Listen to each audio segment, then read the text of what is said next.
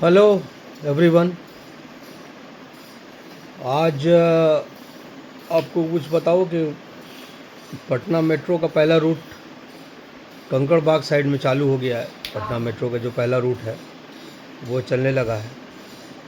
तो finally Patna is now in the city with metro facility. Finally Patna is now also in the list of cities having the metro train facilities. लेकिन ये facility बाकी शहरों में, दिल्ली वगैरह में तो बहुत पहले से है। लेकिन अगर आप पटना को देखें, अगर आप जो मतलब तो पटना में मेट्रो आया, इट्स गुड। तो एक तरीका ये होता है कि आप पहले दिखाएं वैसा इंफ्रास्ट्रक्चर, उस तरह की सुविधाएं, तब बड़ी बड़ी कंपनियां, मल्टीनेशनल कंपनियां इन्वेस्टमेंट करती है। ये एक तरीका। तो उसमें एक इजाफा हुआ, एक बढ़ोतरी हुई मेट्रो ट्रेन का रूट स्टार्ट होने से। धीरे धीरे पूरे पटना में स्टार्ट हो जाएगा मेट्रो, है ना। और उसका नियरली पूरे पटना में उसका रूट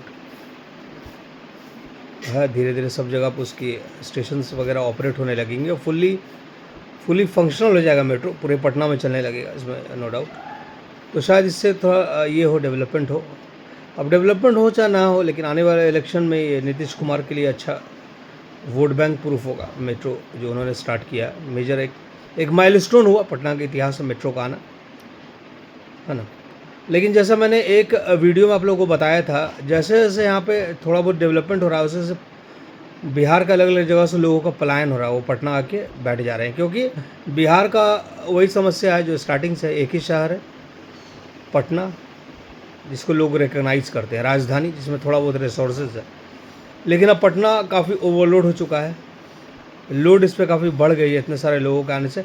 पॉपुलेशन बहुत ज़्यादा है पटना का, अगर आप देखें गूगल वगैरह में सर्वे करें, काफ़ी विस्फोटक स्थिति में है पटना का पॉपुलेशन।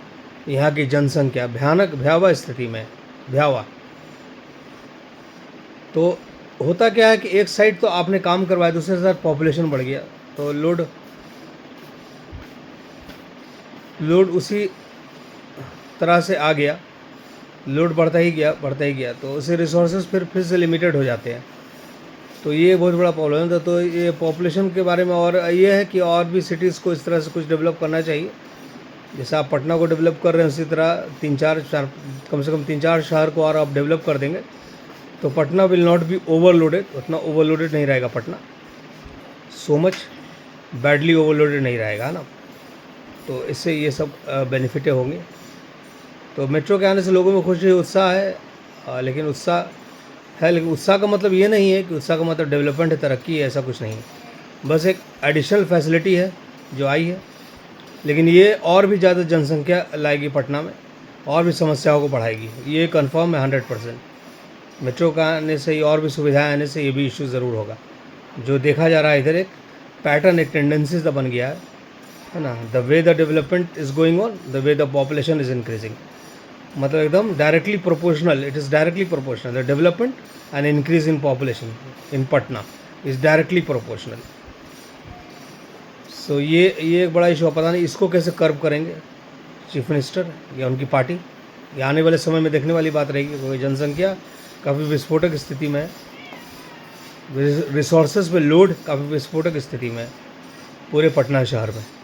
तो मेट्रो का आने से खुशी भी जहाँ एक तरफ, दूसरी तरफ ये सब बातों का एक स्ट्रेस भी है, टेंशन भी है। चलिए ठीक है फिर दोस्तों, फिर मिलता हूँ आपसे। कुछ और न्यूज़ अगर पटना का दे सकूँ, कुछ आपसे डिस्कस कर सकूँ तो। Thank you.